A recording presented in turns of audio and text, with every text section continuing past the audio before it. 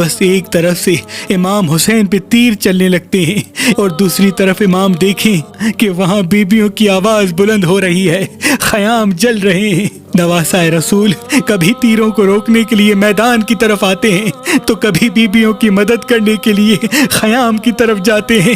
مقتل کی تاریخ کہتی ہے امام حسین کے جسم پر اتنے تیر لگ گئے کہ آپ کے جسم کا کوئی بھی حصہ خالی نہ تھا، بس ایک تنہا رسول اللہ کا نواسہ تھا اور لاکھوں کی فوج کا ان پہ حملہ تھا۔ اتنے میں آواز غیب آتی ہے، اے حسین لوٹ آؤ، تیرا اللہ تجھ سے راضی ہو گیا۔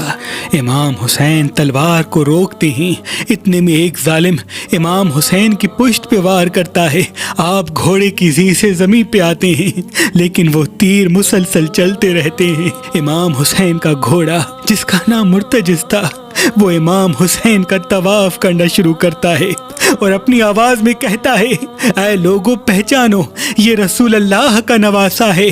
بس ظالم ہنستے رہتے ہیں، وہاں خیام جلتے رہتے ہیں اور امام حسین زمین کربلا پہ اپنی پیشانی رکھ کے اللہ کا شکر کرتے ہیں کہ اے اللہ تیرا شکر ہے، میں نے تیرے دین کے لیے اپنا سب کچھ قربان کر دیا۔ تاریخ کہتی ہے امام حسین سجدے میں تھے، کوئی امام حسین کو تیر مارتا ہے، کوئی نیزہ مارتا ہے، کوئی لاٹھی مارتا ہے، جس کے پاس مارنے کے لیے کچھ نہ تھا وہ کربلا کی گرم زمین سے پتھر اٹھا کے امام حسین کو مارتا ہے۔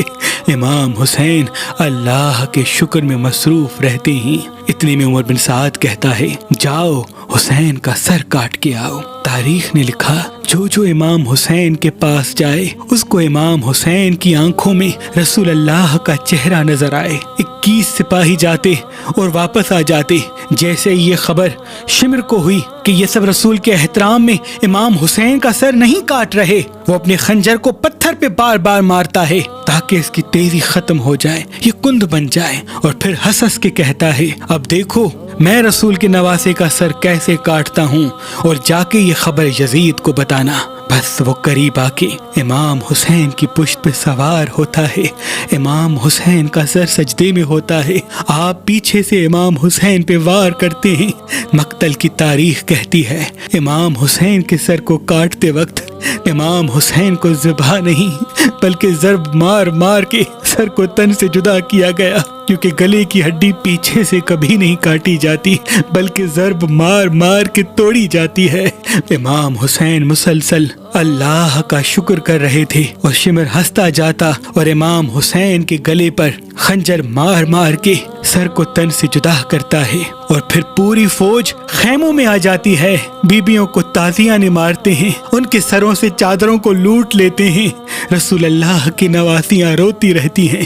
بس اتنے میں عمر بن سعد کہتا ہے، اب وہ گھوڑے لاؤ جس کو میں نے یمن سے بلوایا تھا، جو لاشوں کو پامال کرنے کے لیے لائے جاتے ہیں۔ بس ان گھوڑوں کے نال تبدیل کیے جاتے ہیں اور وہاں مقتل میں سب لاشوں کو پامال گاہ پہ رکھتے ہیں۔ لیکن اتنے میں الگ الگ قبائل کے لوگ آ کے کہتے ہیں، ثقفی قبیلے والے کہتے ہیں کہ علی اکبر کی ماں ہمارے قبیلے سے ہے، ہم اکبر کی لاش پہ گھوڑے نہیں دوڑائیں گے۔ کہیں سے بی بی رباب کے قبیلے کے لوگ آ کے کہتے ہیں کہ ہم اپنی شہزادی کے بیٹے اصغر پر گھوڑے نہیں دوڑائیں گے۔ کہیں سے بی بی ام فروہ کے قبیلے کے لوگ کہتے ہیں کہ ہم قاسم پہ گھوڑے نہیں دوڑائیں گے۔ جناب حر کی لاش ان کے قبیلے والے لے کے جاتے، جناب جون کی لاش جون کے قبیلے والے لے کے جاتے، بس ایک ایک شہید کی لاش مقتل گاہ سے ہٹ جاتی ہے، بس رسول اللہ کا غریب نواسہ زمین کربلا پہ پڑا رہتا ہے، اور مشرق کے گھوڑے مغرب کی طرف دوڑتے ہیں، مغرب کے گھوڑے مشرق کی طرف دوڑتے ہیں